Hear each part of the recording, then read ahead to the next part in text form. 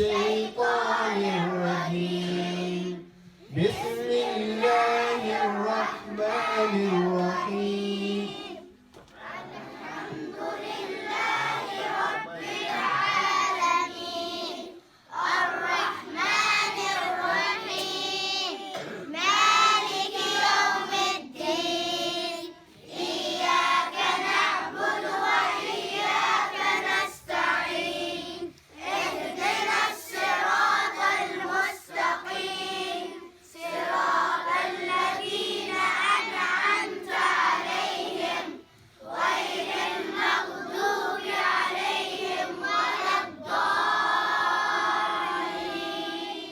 أعوذ بالله من الشيطان الرجيم وسارعوا إلى مغفرة من ربكم وجنة عرضها السماوات والأرض أعدت للمتقين مارشي قويا دقدمي شن أمني كينا أكدو برا رابطان إن شاء الله وفي اللي دعائي كان لقب من ربي إيجار يوم أنا ربي إيجار ربي إنه إيجارا بل ابن ما أنا ربي إيجارا قلبي تنا اللي أك إيجار ربي إلمان تنا اللي أكنوا إيجار ربي دين ربي اللي أكنوا إيجار ركي نبيتنا كيس تراك ربي نور أبوك يسوع خناف ويا قافة دمي شني مارشي وامسا إسني قولير guyyaa gaafa maarchii 25 wal bira haa dhaabannu walaa gargaarru. On behalf of Somali speakers, I will invite you a fundraising event that will be held at the Central High School in Simbor. Expansion of the Masjid Tawheed. Inshallah, we need everybody has to participate. Jazakum Allah khairan. maarshii guyyaa 25 masjiidii toohid isin waamee jira bakka jirtan marattu akka irratti hirmaattan isin jenna obbola. مسجد توحيد إسلام سنتر سمبول كجر أمو إن شاء الله مقارب بيتين اسم دبسا مقارب بيتين اسواما السلام عليكم. My name is Ibsa. I am a student from Tawheed Islamic Center. I invite you to this fundraising event on March 25th, 2017.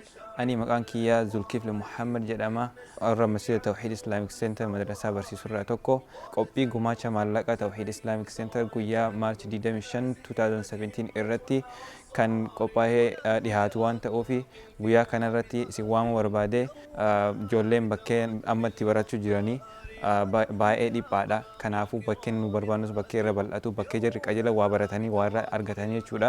Masjiidni nu amma keessa jiru kun gahaa waan ta'anii fi akka bal'ifachuu barbaannee bal'isuuf ammoo qarqaarsa keessan kan uummata community kennaa kana barbaanna.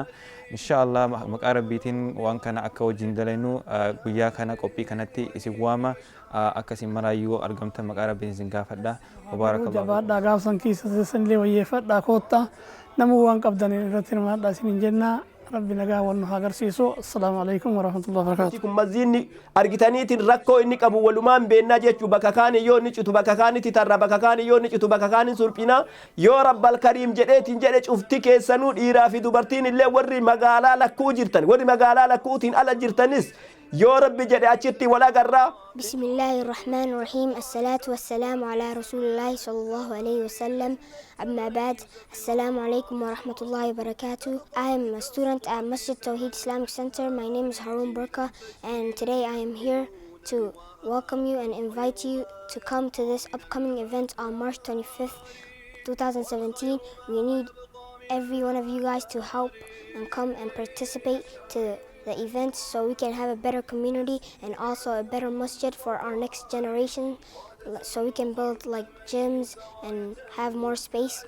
And as you guys know in the hadith it says that whoever builds a masjid for the sake of Allah will have a house in Jannah. Bismillah, Assalamu alaikum wa rahmatullahi wa barakatuh. I am Ayane, one of the students at the Tawheed Islamic Center Masjid. And today I'm here because I want to invite you all Muslims, all Oromo community, to our fundraising at March 25th. We are fundraising because we want to build a brand new masjid for all of our students here. Because we want a bigger learning space and it will benefit us and improve our learning. We won't only have fun and we won't only learn, but everybody will be together learning and we'll have a new gym, daycare and things for people to enjoy themselves and not only learn. And if you help and fundraise, just like Prophet Muhammad sallallahu alaihi wasallam, may peace be upon him, said, Whoever builds a masjid for Allah, Allah will build for him or her likewise in paradise. So please, I hope you join us on March 25th to fundraise for this wonderful event. Assalamu alaikum. ilmaan teena kaba kamara wali qabamte kana ijoollee tana asik qaraasifnee hadha darajaa haafizaatiin keessaa baafnee jirra. Guddina gara fuula duraatiif illee jijjiirraa godhuuf waan ijoolleen teenna barbaaddu muluu tokkummaa keenna kama gaaf asiin dura goonee masgiida kanaan binne hadhallee uumnee masgiida kana agara argamutti deemsisuun yookaan gara guddinaatitti bal'isuun waan keenna halaafinnatii keenna waan gargaarsa nu gootan oonlaayin inillee ta'e akka nu gargaartan maqaa rabbiitiin isin gaafanna. Kadhabdellee kootu aamin jedhi guyyaa saddu'a. Kakabdu kennan bakka ijoolleen akka gaarii tolchineer bakka ijoolleen itti bashannatu ijoolleen itti taphattullee ijoollee isin bakka exersaayisii itti hojjettullee qopheessineer bal'ina. الذين ينفقون في السراء والضراء والكاظمين الغيظ والعافين عن الناس والله يحب المحسنين والذين إذا فعلوا فاحشة أو ظلموا أنفسهم ذكروا الله فاستغفروا لذنوبهم ومن يغفر الذنوب إلا الله ولم يصروا على ما فعلوا وهم يعلمون أولئك جزاؤهم مغفرة من ربهم وجنات تجري من تحتها الأنهار خالدين فيها ونعم أجر العاملين.